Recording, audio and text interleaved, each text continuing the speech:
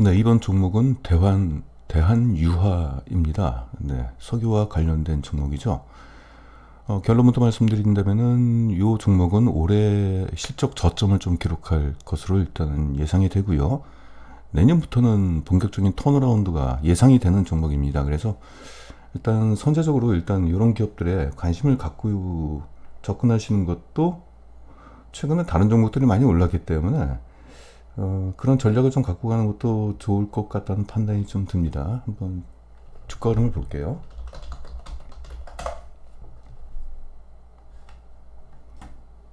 네, 그동안 보시면은 대한유화 보시면은 어떻습니까? 예, 그냥 경기 민감주죠. 예, 이제 여기까지 이렇게 떨어진 흐름을 좀 가지고 있어요. 과연 이제 이 종목이 올해를 저점으로 해서 내년부터 본격적인 실적 턴어라운드가 될지, 만약에 내년부터 실적 턴어라운드가 된다라는 것이 어느 정도 가시화가 된다면은 주가는 올해부터 일단 내년을 바라보고 올해부터 주가 상승이 나오겠죠. 이렇게 보시면 되겠고, 지금 보시면 코로나가 나타나기 전에 주가의 흐름은 여기까지였습니다. 떨어졌죠. 코로나가 나오는 그 시점에 지난해 최고 고점을 기록한 게 한 이 파란색 선이고, 지금 현재 여기까지 올라가 있습니다. 일단 지난해 주가를 뭐 상향 돌파하지는 못한 지금 상황이기 때문에 뭐 상대적으로 주가 상승이 좀 다른 종목에 비해서 좀 덜 이루어졌다라고 판단할 수가 있겠죠. 어떤 종목인지 살펴보겠습니다. 일단 석유 제품인 나프타 또는 천연가스 등을 원료로 해서 기초유분, 기초유분이라는 것은 이제 원유를 어떻게 좀 뭐 열 처리를 해야 된다라고 하나요? 좀 끓인다라고 얘기해야 되나요? 예, 그래서 이제 그 증발되는 증유 있죠. 예, 그 기초유분이라고 보시면 되겠습니다. 그리고 합성수지, 플라스틱이죠. 네, 합성섬유 원료, 합성고무, 각종 산업용 소재를 생산을 하고 있습니다. 원료 중간재라고 보시면 되겠네요. 그쵸? 그리고 또 하나 좀 주목할 게 2차전지 분리막, 되게 중요하죠. 2차전지 어떤 기초 소재인데, 이쪽에 습식, 예, 폴리에틸렌이죠. 이 P는 독보적인 점유율을 갖고 있어요. 그래서 국내 2차전지 업체죠. 그리고 중국 배터리사에 공급을 하고 있습니다. 분리막이 뭔지에 대해서 다들 아시죠? 다시 말씀드린다면은, 분리막은 2차전지 양극재 안에 그러니까 이제 양극과 배터리 안에 양극과 음극이 이렇게 나눠져 있잖아요. 그래서 그쪽을 딱 분리시켜 주는 겁니다. 그래서 분리는 시켜 주되 그 안에 한 마이크로미터의 미세한 구멍이 뚫려 있어요. 그래서 이제 여기서 이제 리튬 이온만 통과시켜서 전류를 발생하는 그런 핵심 소재라고 보시면 되겠습니다. 이제 이런 쪽에서의 점유율이 굉장히 높다는 얘기고요. 연간 실적을 보시게 된다면은 2018년도에 한번 매출액이 좀 좋았다가 그 다음부터 조금 하락 추세였고, 네, 지금 보니까 수익성이 계속 안 좋아지고 있죠. 이 원유, 이 유가에 이제 연동된 이런 실적 부진이 좀 나타나는 모습이 있고, 올해 혹시도 그렇게 좋지는 않아 보여요. 분기 실적을 좀 보시게 된다면 약간 좀 흐름이 달라지는 모습이 좀 보이고 있습니다. 올해 1분기 때가 제일 안 좋았네요. 영업이익률이 마이너스 손실을 봤어요. 그쵸? 여기 457억 원의 이제 영업이익 손실을 좀 받고, 영업이익률은 마이너스 9%까지 떨어졌습니다. 그러다가 올해 갑자기 2분기 때 16%로 수익성이 굉장히 크게 개선이 돼 있어요. 자, 그러면 우리가 정확하게 실적이 왜 안 좋아졌는지 원인을 좀 살펴봐야 되겠죠? 1분기 때는 재고 평가 손실 때문에 부진이 됐습니다. 이게 뭐냐면은, 일단 분기마다 그 재고를 평가를 해요. 재고의 가치를. 이게 왜 평가 손실로 이어졌냐면은, 과거에 재고를 쌓아놨던 그때 가격이 만약에 톤당 100원이었어요. 톤당 100원이었는데, 100원은 좀 그러네요. 톤당 100억이라고 하죠. 톤당 100억인데, 유가가 하락하니까 재고 자산의 가치가 떨어지게 되는 거죠. 옛날에 100억 주고 산 게 현재 시가로 따진다면은 80억으로 떨어졌다는 얘기예요, 이게. 그래서 이제 실제는 어떤 현금이 뭐 유출이 되거나, 그러니까 수익이 어떤 돈이 왔다 갔다 하는 게 아니라 그냥 장부상에 있는 재고 가치가 손상되면서 손산 차선이 이제 발생을 한 거죠. 그래서 손실이 된 거고, 다시 2분기부터는 실적이 좋아진 이유가 뭐냐면은, 과거에 이제 좀 낮은 가격에 사왔던 이 재고를 이제 투입이 된 거죠. 이제 원재료가. 그래서 여기서 이제 수익성이 이제 개선이 된 겁니다. 여기서 이제 마진이 나온 거죠. 어찌 보면은, 네. 이 장부상에 흑자와 적자가 왔다 갔다 하는 거죠.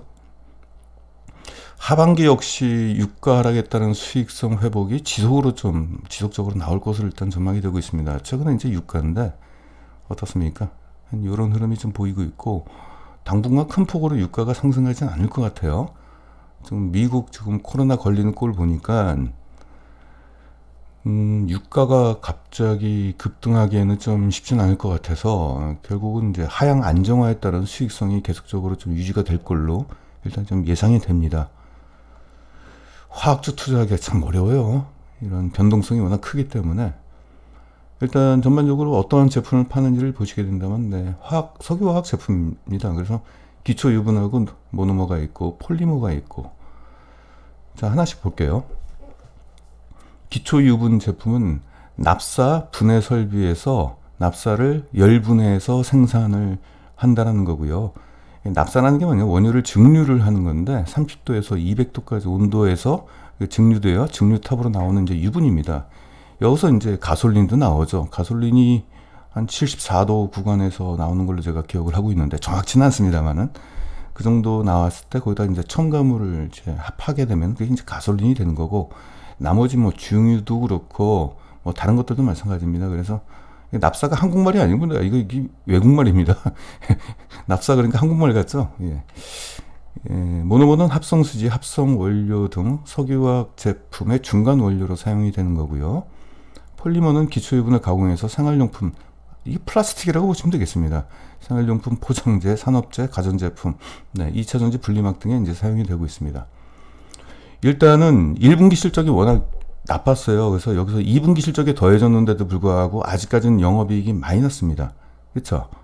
근데 2분기 때는 일단 턴어라운드가 됐어요. 자, 다시 한번 볼게요.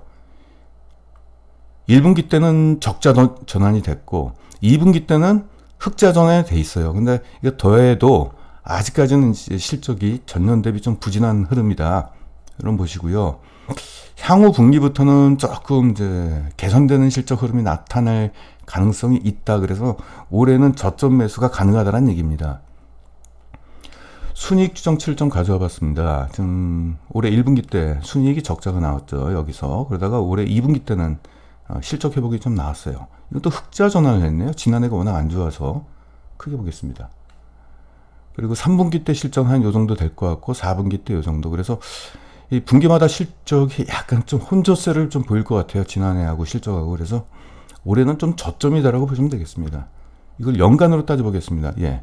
올해 2020년도 순이익은 지난해와 거의 비슷한 수준이고, 내년부터는 뭔가 좀 실적 흐름에 반등이 나타날 가능성이 좀 있다. 이렇게 보시면 되겠습니다.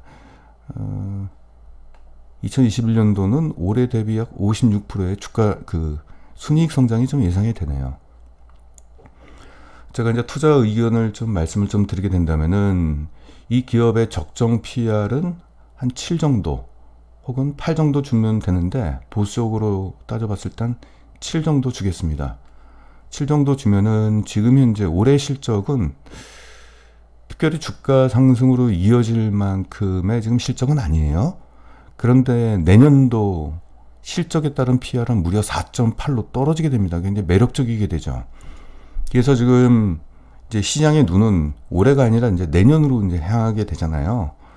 그래서 지금의 원재료 가격에, 그러니까 유가의 흐름이나 이런 것들이 계속적으로 하향 안정화가 이루어지게 된다라고 한다면은, 그리고 내년부터는 각국이 경제 부양을 위해서 뭔가에 좀 정책을 펴겠죠. 그렇게 된다면은 석유화학 제품에 대한 수요도 증가할 것이고, 특히 지금 중국이 PMI 지수, 즉 이제 제조업 지수가 얼마 전에 발표를 했는데 굉장히 좋게 나왔어요. 중국이 우리나라 석유화학 중간 소재를 많이 수입해다가 쓰고 있는 국가지 않습니까? 그렇게 됐을 때 실적 개선도는 지속될 걸로 일단 판단이 됩니다. 지금 주가는 이런 박스권에서 좀 왔다 갔다 하는 모습이 좀 보일 것 같아요. 그러다가 시장의 눈이 하반기로 갈수록 내년으로 일단은 내년의 방향성을 가지고 주가의 흐름이 이제 이어질 걸로 보이기 때문에 지금 하반기잖아요. 네, 올해 하반기부터는 주가 흐름이 좀 더 양호한 모습으로 좀 전환되지 않을까. 그래서 내년도 1차 목표가를 한 17만 5천 원 정도, 그 정도로 일단 설정해 두고 접근하시면 좀 좋을 것 같습니다. 요 정도네요. 요 정도. 네, 제가 이 선은 11만 2,900, 11만 2천 원, 11만 2천 원은 올해.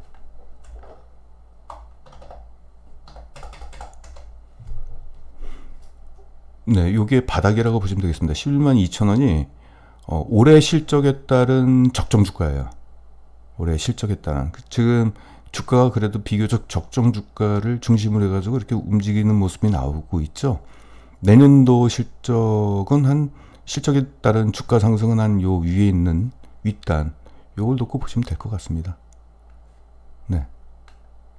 여기서 이제 주가가 더 요 기준선을 하향 이탈하게 된다면은 비중을 좀 더 확대하는 전략을 가져가셔도 무방할 것 같아요.